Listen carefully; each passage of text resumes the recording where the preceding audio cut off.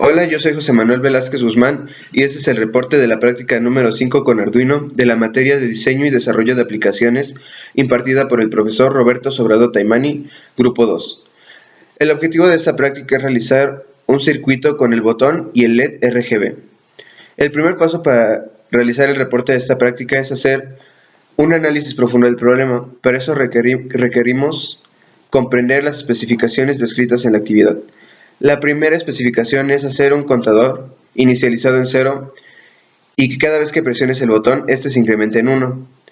La siguiente especificación es que si el contenido del contador es par, se tiene que encender el LED de color verde. Por el contrario, si es un número non, el color de LED debe ser azul. Y la última especificación es si el contenido del contador es mayor a 20, este se tiene que reiniciar a 0 de nuevo y se tiene que encender esta vez el LED de color rojo. Ahora procederemos a establecer cuáles son nuestros datos de entrada, de proceso y de salida.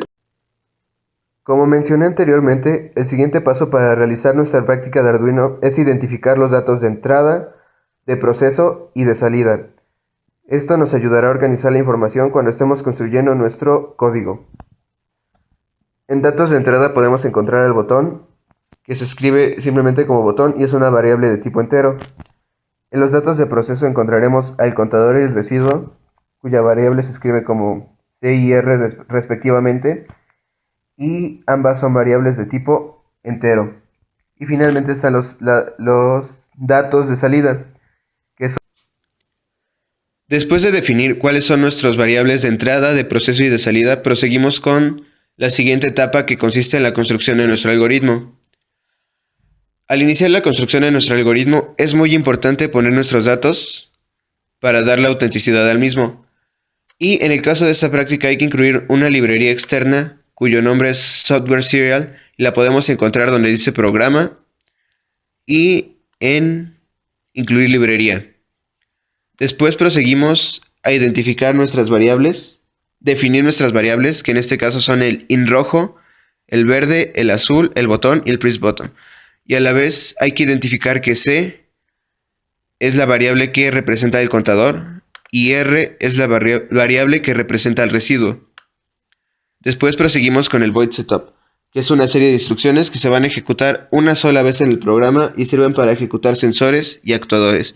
Aquí podemos encontrar el pin mode del botón, el azul, el verde y el rojo, y un serial begin de 9600, que esta es más o menos la velocidad a la que va a trabajar nuestro programa, y es importante definirla bien para que tenga un funcionamiento correcto. Después seguimos con el void loop, que es básicamente nuestro código y el que va a dar solución a las especificaciones dadas al inicio de la práctica. Empezamos con el press button y también definir un delay, que es una especie de retraso más o menos similar a la velocidad a la que va a trabajar el código. Después seguimos con definir las especificaciones que se nos dieron al inicio de la práctica, que en este caso sería que si presionas el botón, al contador se le tiene que sumar 1, y en este caso al residuo, o bueno, cuando se hace una división para definir si el contador es par o non, este se tiene que dividir entre 2, y aquí ya lo está indicando. Después definimos cómo tiene que trabajar si el contador es par. Entonces, como explicaba anteriormente, si el residuo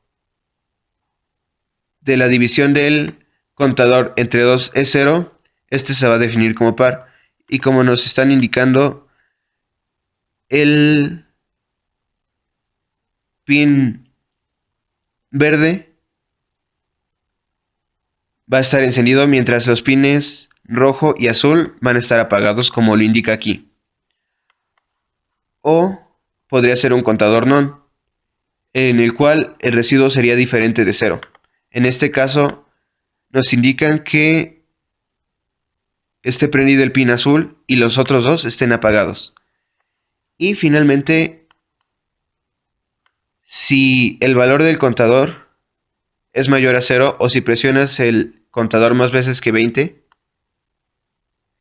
este se va a reiniciar otra vez a 0 y se va a prender únicamente el LED de color rojo.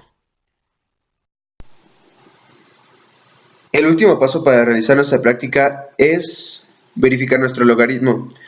Esto es útil para checar que esté funcionando correctamente y como lo esperábamos o como se lo indicábamos. Para esto requerimos de nuestra placa de Arduino y de los componentes que se requieran en la práctica. Por ejemplo, en este caso sería nuestro botón y nuestro LED RGB. Desafortunadamente yo no lo puedo probar porque mi Arduino no está funcionando correctamente. Solo se enciende el LED cuando presiono el botón rojo de aquí y eso me impide verificar que mi código sea correcto.